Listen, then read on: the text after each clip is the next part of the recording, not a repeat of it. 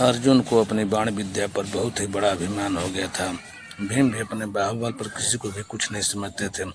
भगवान श्री कृष्ण उन दोनों के पूर्व में उत्पन्न गौरव के अंकुर को उखाड़ फेंकना चाहते।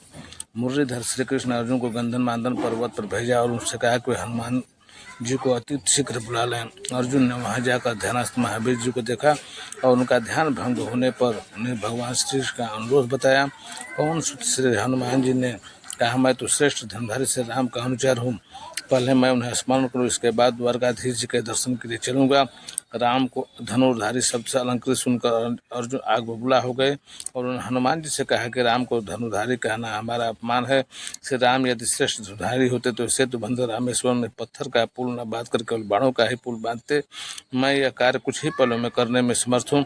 श्री हनुमान जी ने भगवान राम की निंदा अपने कानों से सुनकर बहादुरों की गरज के साथ प्रत्युत्तर दिया कि हे अर्जुन, श्री राम ने समुद्र में पत्थर को तैराकर असंख्य सेनाओं को उस पर पार किया था। तुम्हारे बाणों से बंधे पुल से यदि केवल मैं अकेला पार हो जाऊं तो मैं तुझे श्रेष्ठ धनुर्धारी समझूंगा। अभिमान बस अर्जुन ने वह शर्त स्वीकार कर दी। धनुर्विद्या में पारंगत वीर अर्जुन ने समुद्र के किनारे जाकर एक विशाल तथा सुदृढ़ सेतु की रचना कर डाली और गौरव से श्री हनुमान जी को देखकर कहा कि आप सागर पार होइए। हनुमान जी मन ही मन मुस्कुराए और बहुत ही विशाल रूप धारण करके गंधमादन पर्वत को भी ऊपर उठा लिया। अर्जुन के आश्चर्य का ठिकाना न रहा। वे भयभीत होकर श्री कृष्ण का स्मरण करने लगे।